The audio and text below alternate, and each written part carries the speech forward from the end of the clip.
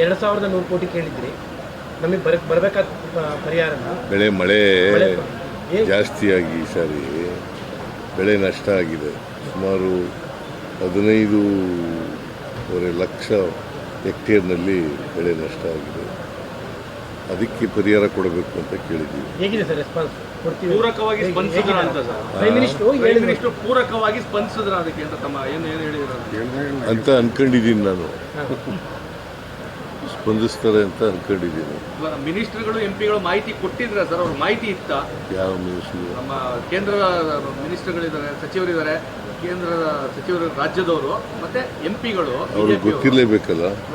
ಕೊಟ್ಟಿದ್ರು ಅಂತ ಅನ್ಸುತ್ತಾ ಅಂತ ತಮಗೆ ತಾವು ಮಾತಾಡಿದಾಗ ಅಟ್ಲೀಸ್ಟ್ ಅವ್ರಿಗೆ ನಾಲೆಡ್ಜ್ ಇತ್ತ ಅಂತ? ರಾಜ್ಯದ ಬಗ್ಗೆ ಆಗಿರುವಂತ ಇದು ನಾಲೆಡ್ಜ್ ಇತ್ತು. ಅದು ಅಧಿಕಾರಿಗಳು ಬ್ರೀಫ್ ಮಾಡಿರಬೇಕು ಅನ್ನೋದು ಕಾಣಿಸುತ್ತೆ. ಅವ್ರಿಗೆ ನಾಲೆಡ್ಜ್ ಇತ್ತು. ಆದರೆ ಮಳೆ ಆಗಿರೋದ್ರ ಬಗ್ಗೆನೂ ಕೂಡ ನಾಲೆಡ್ಜ್ ಇತ್ತು. ಸೊ ಮಳೆ ಜಾಸ್ತಿಯಾಗಿ ಬೆಳೆ ಹಾನಿಯಾಗಿರ್ತಕ್ಕಂಥದ್ದು, ಅದ್ರ ಬಗ್ಗೆ ಈಗಾಗಲೇ